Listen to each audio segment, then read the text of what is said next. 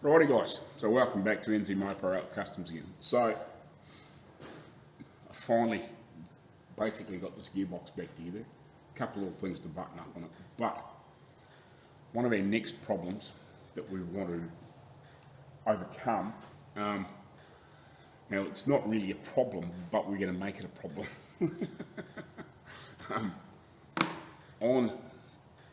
Basically this old car, has a rag coupling to the drive shaft. It's not a tube drive shaft, it's just like a normal drive shaft, but it's got, basically it's three of those layers at each end basically, which would be quite strong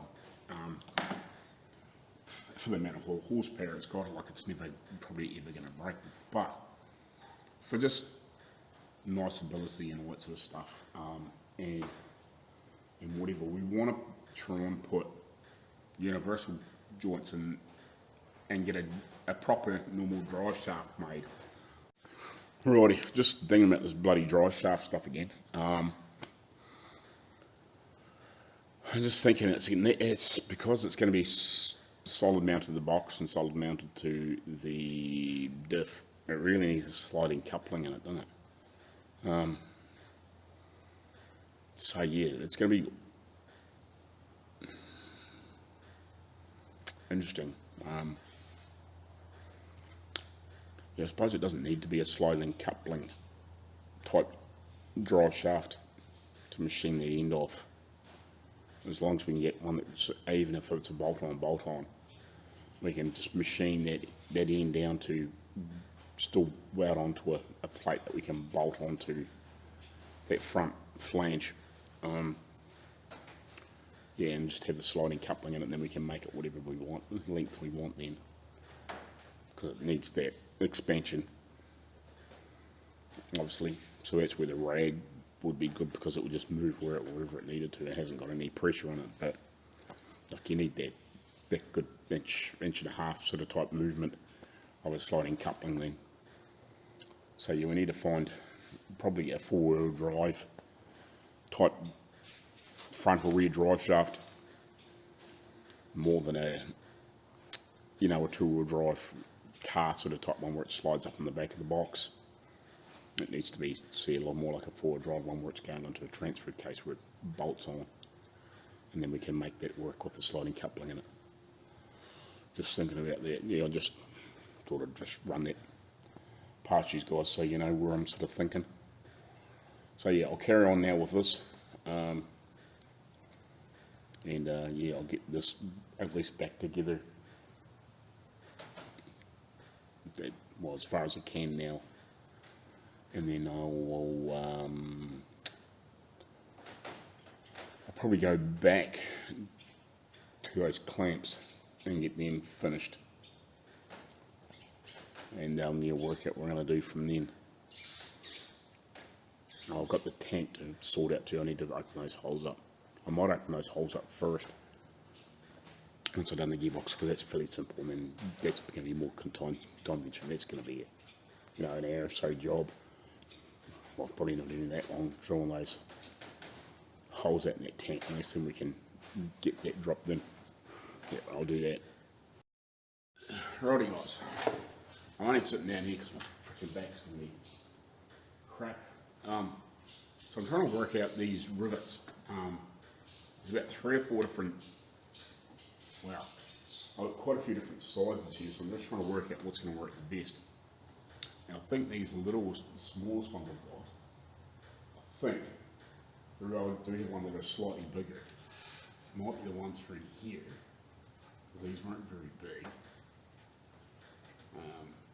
So I think they might work from here. And then I think all the rest, oh no, these ones here are the same smaller ones, but these ones here are a bit bigger. And I think these ones here are too big. I could open them out to that. But I think these other ones here I've got are too small.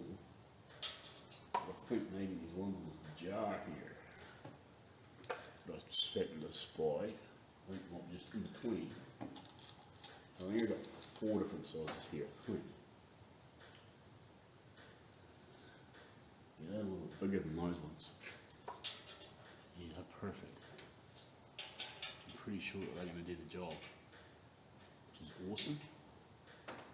So yeah, got those to do the 3 mountings and the pickup, and the smaller ones will do the fuel filler and the drain. And then obviously the rest is, like the ends are soldered on, well, folded over and soldered on, and the baffles are just soldered in. Hopefully they won't break loose. That's cool, so I just need the smaller ones, because this is a bit of a mixture in here. I need a few of those smaller ones. I'll get them out and I'll stick them in a little bag or something like that. I need 3 for that, and I think 6 for this, I think. 6. And then, yeah, I just need to drill the holes out to the right size.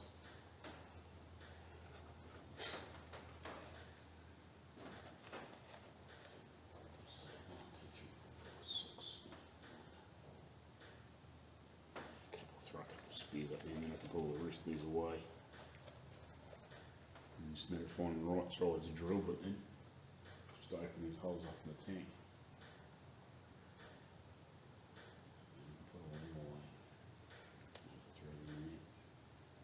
So the other 2 boxes that I've got over there are the same size, they're just these big ones. And there's a mixture of sort of mediums and smalls in there, and then there's these ones here, which are just slightly bigger than this, the sort of medium ones in there. So it's quite handy having sort of 4 different sizes. So I need to get those holes drilled out now. I'll find out the drill. And see if we can open them out. So what size do I need? I need a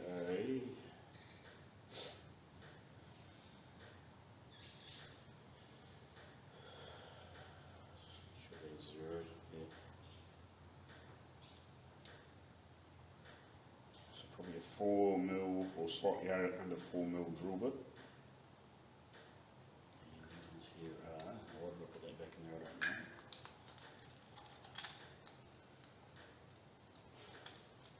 I think I only ought to put like I think maybe like a 2mm or hole in those, or 2 or 3mm. The ones with the screws will be slightly bigger. And these are 5mm, or a bit over 5mm. Oh, let's go find a drill bit.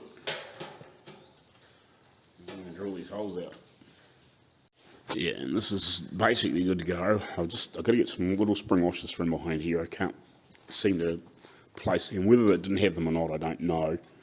Probably not critical that it does, but I might just find some and put behind them just so that doesn't happen to rattle loose. And obviously we've got to sort the thing on for here, so I haven't got that tightened up. I could, but I've also got to make the felt seal. Yeah, it's still... And we won't really put the clutch on until, well, I could, until we get the bearing for the, what do you want to call it, clutch. So I haven't put any of that shaft or anything back in there yet. Everything else I think is tight and done up. Oh, I need to just double check, obviously, the bungs. The filler is only just obviously in their hand tight because it'll have to be filled up at some point. But everything else should be tight and ready to go, which is cool. Well, the only other thing too is I might just I might brush paint a little bit of black paint on the nuts, on the heads of the bolts. It's probably the only other thing I'll do at some point shortly, probably when I'm feeling a bit better and my back's not freaking giving me hell.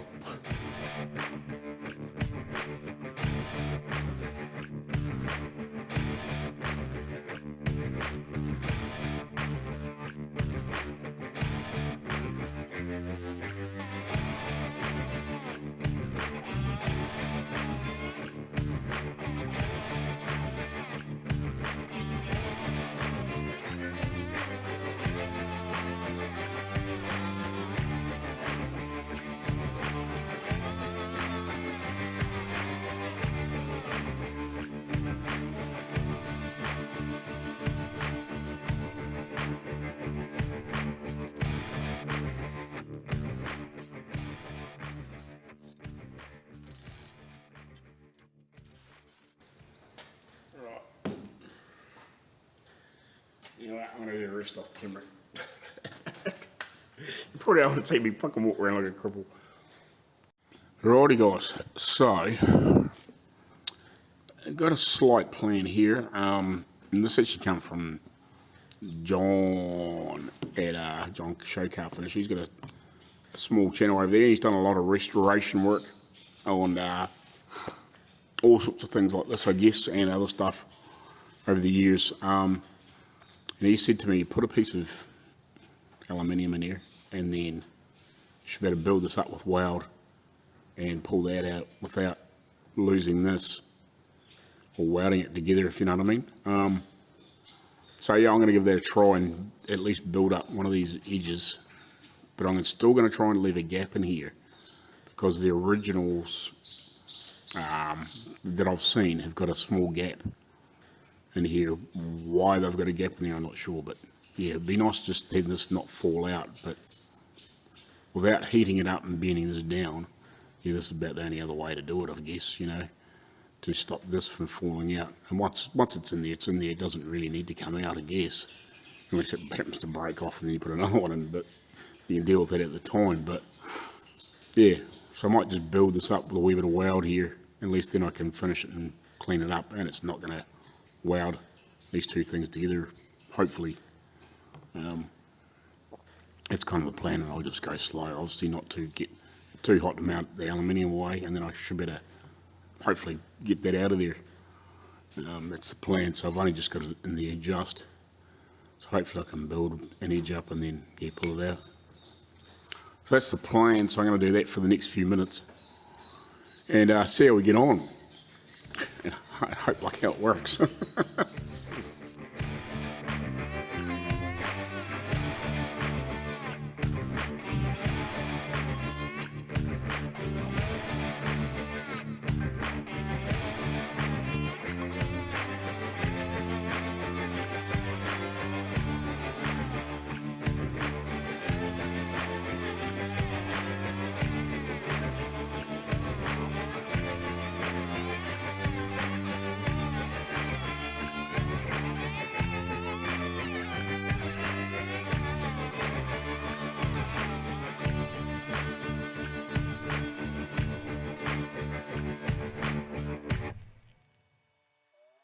Well, John, your plan worked, but it kind of didn't work. Looks like I'm going to be stuck with that aluminium in there. That's probably not that bad. I broke off what I had sticking out. But yeah, I may as well just fill the whole thing in and just gently fill it in. Yeah, and just leave the piece of aluminium and then just try and clean up around it. If I want that out, I'll have to cut through it and cut it off, I guess. It ain't going anywhere now anyway. At least I won't have to worry about coming out. But yeah, that definitely works. Hopefully I can get it cleaned up fairly nice right there. But yeah, I may as well just filled it up, I was just fill the whole thing up and re-profile it, re-grind it and profile it, and yeah, and then I'll build this edge up a little bit or grind it down or something. But yeah, that ain't going anywhere now. And I should better detail the rest of it reasonably easy because I can kind of move that out of the road, if you know what I mean. We can make it so we can get it mostly out of the road where we need to file, you know, because when you want to file in there, you can get out of there, and if you want to file there, you can move it around there, so you can get most of it to clean it up with that in there. It's not a biggie. This means it's permanently in there. Now, yeah, but that's kind of a neat little trick, but I was hoping they'd just leave a small gap there, but I think I'll just weld it up. I was giving it another wee clean and yeah, give it a weld up and clean it up. I'm trying not to weld the wire I did on the edge there, but that's alright. We'll better just dress it off with a file or something later. But yeah, it did work. It won't fall out now because it can't, so unless I break. But yeah, so it's not something you think about doing, but yeah, a little bit of aluminium in there just that stops the weld from welding the other piece of steel to it. Just can't get it out, but once it's cleaned up and everything, I don't think it's going to make much of a difference. Will it stop any nickel getting in there? I don't freaking know, but it's not going to matter in the hole anyway because it's going to wear it off. So, yeah, we might just turn her over and keep welding, I guess. Something like that, somehow. And just weld the rest of it up. Might just put the little, I think I've got a diagram of the wire wheel, just give it a wee quickly wire wheel and keep welding.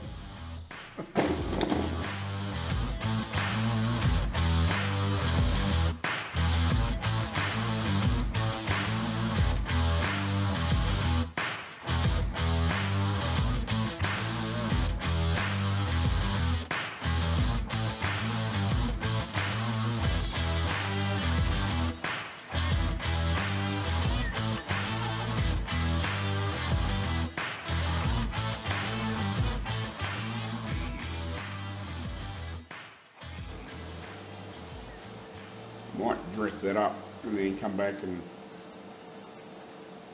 tart it up some more. But yeah, my advice would be to actually leave the pieces of aluminium out each side longer and then break them off afterwards. But it's going to work quite nicely.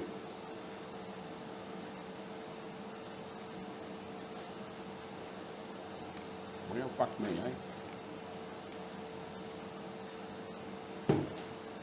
Neat trick. I like that one. I'll clean it up and come back to you. Righty guys, I'm sorry. I've got a little bit of clean up to do yet. And probably just, I might have to just buzz a wee bit more loud in there obviously. But, you know, a little bit on the edges, but, fuck, that actually works pretty shit. I was a little worried about it for a start off, but I just did a little more of a touch up, clean up there. Like if you had probably had a MIG or something like that, it'd be even easier because you actually better maybe have to slow the wire speed down a little bit. I might better get in here and just fill this a little bit easier because I was trying to be really gentle because I didn't want to get too much heat and then start mounting aluminium or mounting, you know, screwing shit up. So I was going in there and spotting it until I sort of got it fairly filled, and then I started putting a little bit more normal sort of a flowing weld over top, if you know what I mean.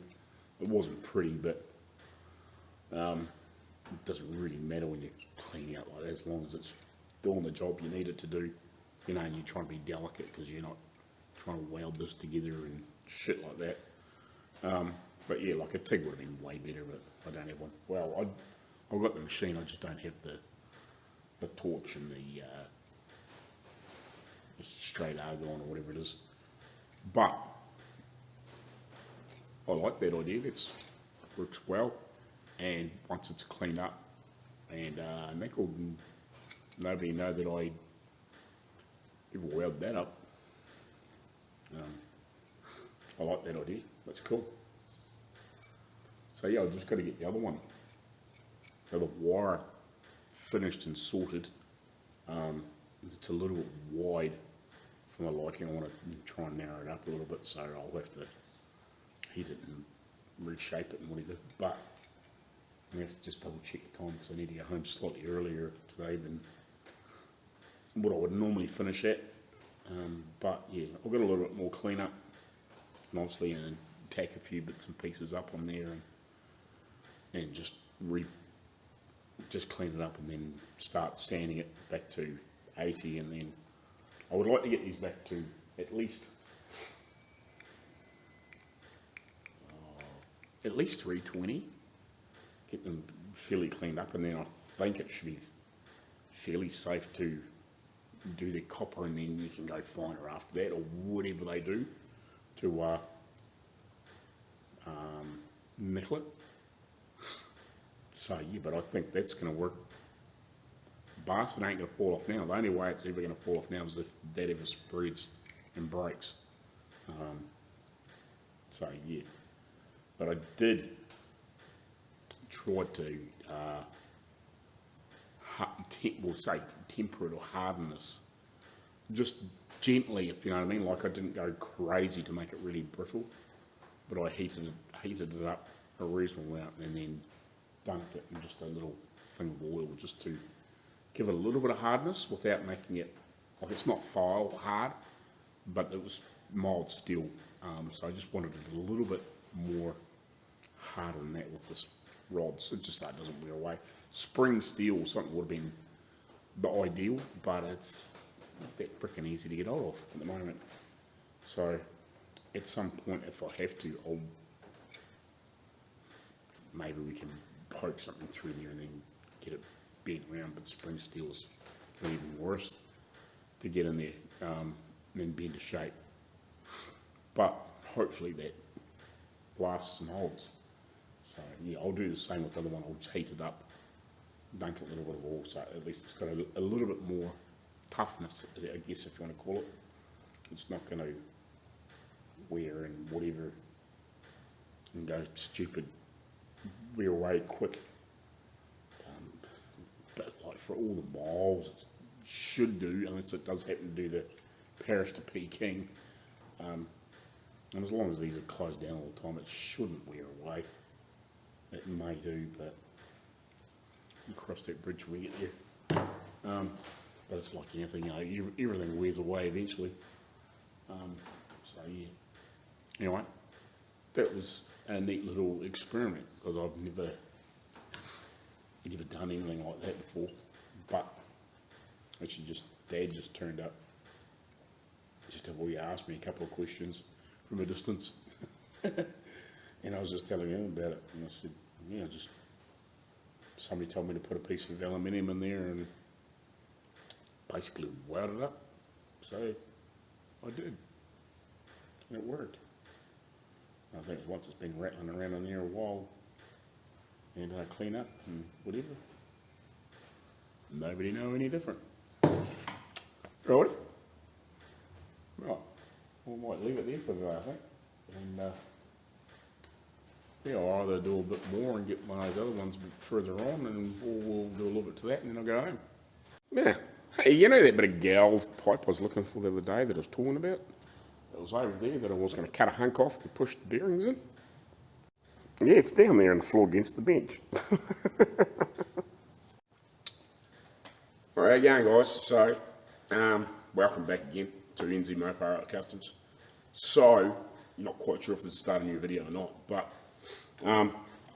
at the moment I am back on these clamps. Yesterday I welded this up here with this in here. I'm actually I've just finished videoing a more, well, I suppose a bit more of a detailed video that's shorter on how I did it, and this will also be probably a bit of a clip in a video in amongst there while I did this one. And I've got to do some little bit of touch up, finishing, welding and grinding on this one, where this one here that I did this morning is almost complete. Just needs just final finishing basically, and maybe just the odd little tack in the corner and a little bit of dressing, but that's pretty nice, and that still works. So the trick to this was, if you haven't seen this video already before this one, there's a little bit of aluminium in there that I shaped, slid in that hole over top of this, and then I could just weld up against it, so that can't come out, can't fall out, that can't fall off, and yeah, as long as that doesn't wear out, it'll be there for till somebody takes it off next, basically. So I am basically going to finish these last couple bits and pieces on these and get these all cleaned up. These ones here are just about finished. I just want to get some welding done in this one like this, and I may come back and reattack this because there's some funny little marks in this, but it's a bit of a bitch of a thing to reprofile, because I've said in earlier videos, so I had these really deep for a start off, but we found out they had sort of cut them back a bit, so I had these valleys a bit deep. So I'm just building them back up a bit with some weld, and then I'll grind them and reshape them a bit again. So yeah, that's what I'm going to do now, is just fill these in a bit and just build them up so I can just reprofile them a bit nicer, I guess.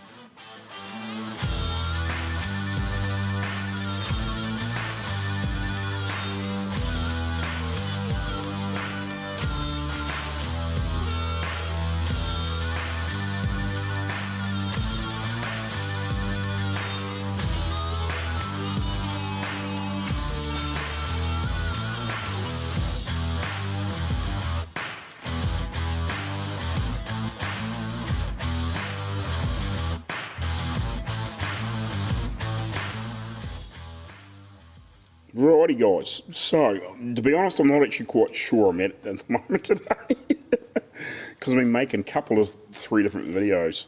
I made a video this morning about the Yes Welder helmet, and then I've just done a reply video to, it was kind of a, wasn't really a question, but it was a, Gary Collins made a comment to say that everybody that had been given one of these, and I wasn't given one of these from Yes Welder, I was gifted it from Solar Garage, which was absolutely awesome because I love the freaking thing.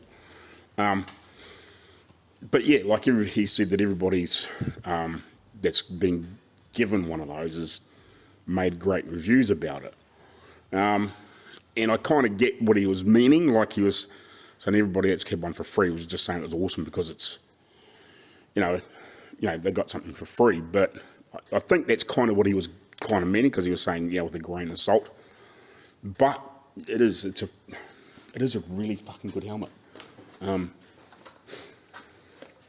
the reason I made the reply was I tried to make a video on having the phone actually in the helmet while I was welding, and I was wearing that other helmet, just to show what it was like doing a few tack welds was building up this here where I'd carved too much away originally before I reshaped these a bit. And obviously I used it welding this up, and we've still got some dress up to do in that. That one's closer than this one. I've got to pull this back off and do some dress up on that and whatever. And I've been using it, and it's so nice to use, easy to start and stop and see where you're welding. I'd actually like to get a cover to put over the back of it to block backlight off, because I reckon it would make it better again, because you're not getting that light come through from behind your head, especially with lights like this behind you when you're leaning over trying to weld something, I think it would make it better again, because your eyes can actually adjust better to the looking through the helmet and not having the light peer around behind from behind you. I think it would actually make it even better again. But yeah, I've just been cleaning these up and building up in here where, yeah, like I said, we're taking too much material away because we altered the shapes of these a bit. So I've just been welding and blending and blending and welding. And I will come back and do a wee bit more work on these as well, obviously. And then the file finish, like this one, which is almost done.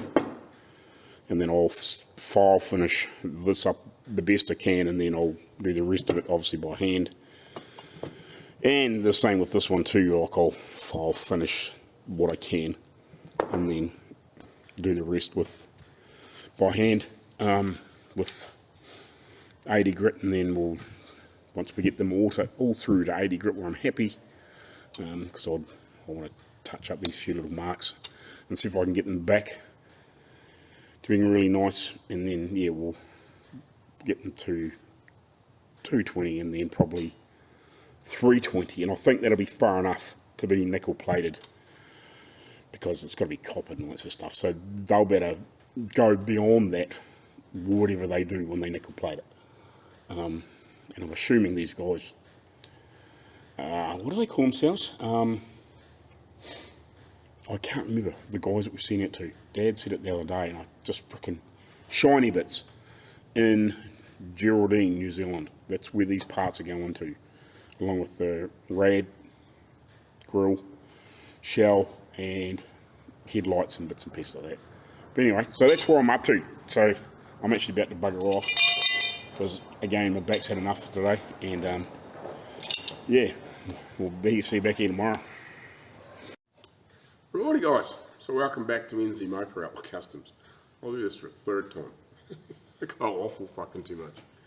Anyway, so I'm going to carry on and clean this stuff up, hopefully get all this stuff finished, and hopefully past 80 grit today. I've got a few marks and bits and pieces. These I want to just keep zapping up and cleaning up, and then hopefully I can get it to the 80 grit. And I've got the other bits and pieces I've got to do a bit more work on too. Everything's reasonably close, but we just got to get those marks out and then get everything file finished, and then D8 at least with 80, or hand sanded with 80. So yeah, that's kind of where I'm at. What was I going to say? Like, I don't know whether I'm actually going to get to the US. I'd love to this year, but I think just with the way that things still are, technically the borders are open, but they're not very fucking open. Because the missus, when she goes to Australia shortly, she's going to be there 4 hours beforehand to fill out this monumental amount of paperwork, and we'll probably have to do it for her and the boy. And I reckon it'll probably be 2 lots of paperwork, I'd imagine. And they're going to go through they're going to do a rat test before they get on the plane, and then I think they've got to do another one in Australia, and then she's got to get in another plane, and I think they're going to do the same there once they've gone through that lot of frickin' thing. Like, it sounds pretty crazy. And I've heard several people that have either tried to come from Australia back here to New Zealand for different things recently that haven't got it even out of Australia, because something in their paperwork hasn't been 100%. And I know that Rachel's cousin was one of them. He was coming back there a couple or 3 weeks ago to go to a funeral. And he didn't even get out of Australia, and he completely lost his shit. And it cost him like $6,000. But anyway, and I've heard of quite a few people that have tried to go to the US in recent weeks, and have got to the US border, and because something hasn't been 100% how they fucking wanted it, basically back on a plane, see you later. And like these people had been there, you know, several times before, you know, obviously pre-COVID sort of type bullshit. And I think they weren't even going for, you know, they were just going there as visitors, you know, like just to look around and whatever, you know, for a while, I think. I don't think they were going there as jobs or whatever, but, you know, like, so that makes it even worse. But yeah, it's like they got to the border, thought they had all the paperwork right for what the US wanted, and then basically the US looked at the paperwork and went, nah, see ya. So, yeah, the borders are open, but they're not very fucking open yet. So yeah, until that kind of frickin' settles down, and until I can get this thing sorted, and I get onto this next car, which I'd like to have these soon, so I can slowly start working on it as I'm getting this thing together. And obviously there may hold up some weights, obviously, for bits and pieces to be done. So yeah, like I need that, so I'm more financial, so the business can become a business too. So yeah, I just don't know whether it's as much as I would like to happen, because they are, you know, like watching Arco's video today, like it looks like they're actually moving into spring now instead of frickin' spring winter. Like it sounds like it's been for a while, like it's taken them a long time to come out of winter. They thought they were out of it, and then the weather really packed the poo again. But yeah, it looks like they're actually out of frickin' winter now, and it looks like it might turn into spring, summer, I suppose. So yeah, like we're May now, so we've only really got 4 months, 5 months basically, that is probably really good over there. Like you got May, June, July, August, September, and probably into October before it starts getting average again over there. So yeah, it's, you know, and by the time we get the crap sorted out, we need to get sorted out for me to get there, I just don't think it's going to happen. It's just, everything's just taking too long to try and get sorted, and to get the finances to get it sorted is, I think, is the big fucking problem, just with the way everything is here, especially from my end of it. Yeah, it's crazy, and it's not getting any cheaper. Like, this war has just made it worse. But anyway, I'm going to stop waffling, because the last time I did this, it was like 17 minutes. Because I just with the crazy crap that's going on. Yeah, just like, anyway, was just like a perfect example was the COVID thing with us just going through that when the missus's boy come home from work there, whatever it was, a week and a bit ago. The day that he came home and he filled the paperwork out at work, and then they processed it and it went out into the systems. We had 50 phone calls up until 8 o'clock that night on people checking from multiple places to making sure he wasn't dying, pretty much. It was absolutely pathetic. It really was. In the end, we just said, fuck off. We will ring the hospital or the medical centre or the ambulance if we fucking need to. He's fine. You know, he's basically, I've got a headache, body aches, and, you know, just normal flu-like symptoms. He's not lying on the floor gasping for air in a spasming pool of blood yet. It's like, that's how they were reacting, like he'd been through a nuclear blast, and it's like, we better ring this guy from 15 frickin' government departments to make sure this guy's right every fucking 10 minutes from one of the from some other different department. Like they were probably, for the different people that were ringing, they were probably every 2 hours they were ringing. But by the time you get to like from 6 or 7 different places, it was every fucking 10 minutes. It was just fucking stupid. But anyway. So yeah, it's a little bit overemphasized, this shit at the moment. But anyway, so I'm going to carry on. Otherwise, I'm going to be sitting here for a long time talking about this shit. Righty, people. Righty. So it's been an hour or so. So I wasn't entirely happy with how this looks when I originally made that one. Just yeah, I think this was the first one I made, and I wasn't really happy with how that profile looks. It looks pretty shite, to be honest. So I just built this one up with weld, and I actually put it in the crappy mill and just kind of cleaned out the weld that I didn't want in there gently. So yeah, I'm going to do the same on the side, and then I will go through and dial it and make it better.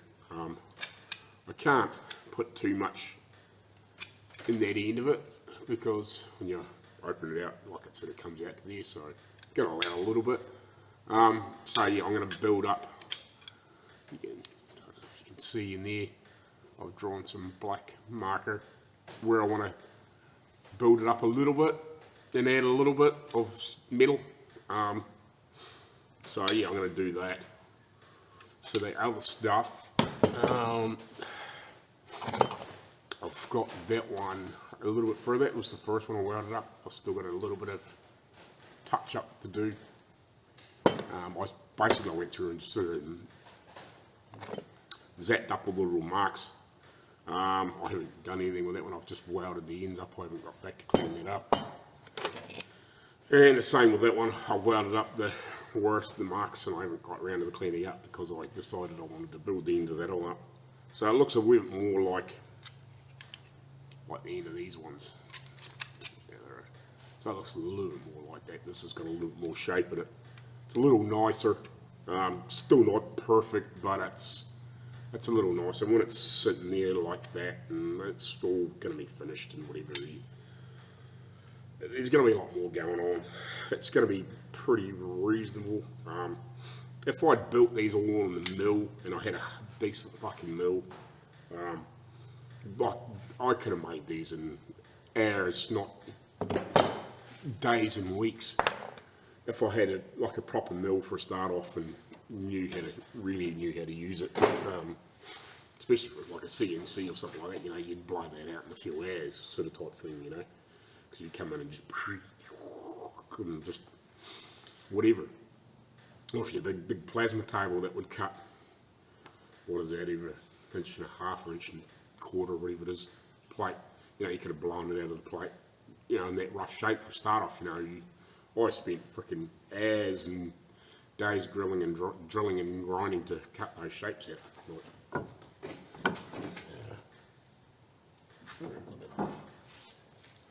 This one that didn't work well. I ended up with a hole out of alignment at one end in here somewhere, I think it was. The hole ended up skewer for some reason. So yeah, that was a part of one, and that was part of that same block. So yeah, that's what I basically what I started with, if you know what I mean. Was a massive plate of that, and I cut all those pieces out of it. These pieces here, I cut them that way because they weren't wide enough to go that way, but everything else was cut that way, if you know what I mean. And it was just a series of freaking drill holes. That's how I started. And then just cut it out, cut around it, because that was what I had at the time. My plasma cutter won't cut through that thick, not even close. I could have used a cutting torch, but I'm okay with a cutting torch, but not super proficient like that to blow a nice clean half reasonable line around there. So it was just as easy to drill it and grind it and cut it and just get it down eventually. And it's turned into those. That was months ago that I started doing that. There's a couple of videos on them. But yeah, so I'm getting them dialed in. So yeah, I will, since I built that side up there now, I might have to come back and just touch it up a little bit, but I'll do the other side. And yeah, then I'll come back over and file that all up. I think I'm getting close to this one being sorted, apart from those couple of little spots. I might have to come back and just take up another little couple of spots there and grind up. But I'm hoping the copper, when these get coppered up, that might fill a few more marks, and then they can clean it up and file it up, sort of thing. You know, it's not going to be any of the work that radiator surround's going to be, but yeah, that's why I was trying to do the finishing work on it to, you know, save the people that were going to do it some time. But and you know, so we were happy with the result, but they would have just made a cockamamie mess of it, to be honest. But yeah. Anyway, so yeah, I'll carry on and keep knocking all these bits off, and yeah, catch you later on when I've done some more. At the moment, I'm just doing the final detailing on these things, just working out the last little bits and pieces I'm not happy with, but I'm just about got them done and got all the little imperfections filled up that I think I can.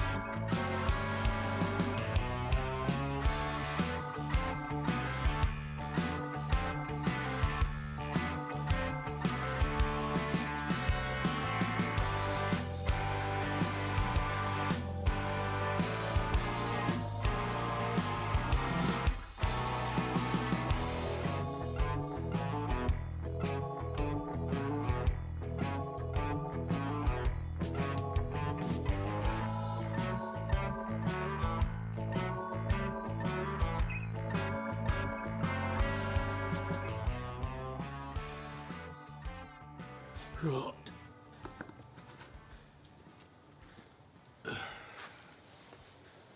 So righty, everybody. So you just see me give this a bit of a buff up. I just wanted it mainly just to get an idea of what they sort of look like with a bit of a shine on them. So I've sanded them down to 220. They definitely need maybe going back and coming back up again, if you know what I mean. There's a few marks in that probably need to be just knocked back further. I know that the copper will build up and then they will, I don't know what they'll do from there. They'll bring them back up to a certain point, I guess, and then nickel plate them. So I'm hoping the copper will take out some of the stuff that I don't get. I guess it just depends on how much work they put back into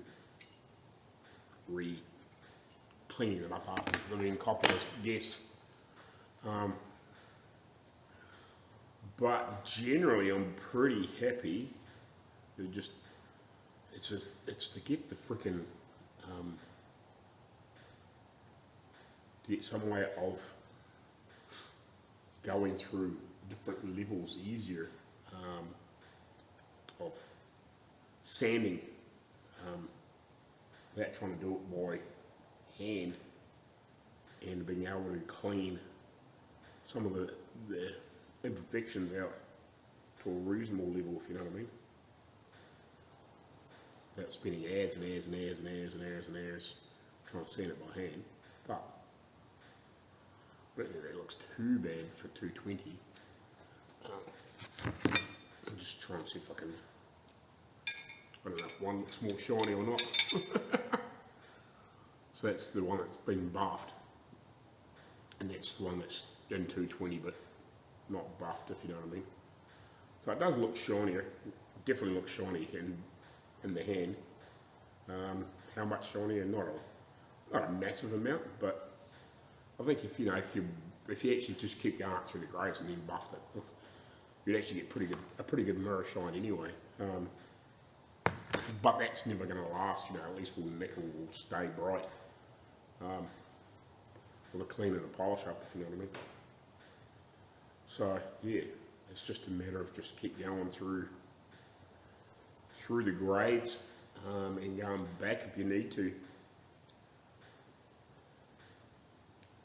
Here's the odd marking that are just would be nice to get rid of. I wish I had, that bout sand is quite good, but I almost wish I had one of those, the open belt blemisher sort of type ones and that I had, I don't know, like a series of bouts up to probably about 320.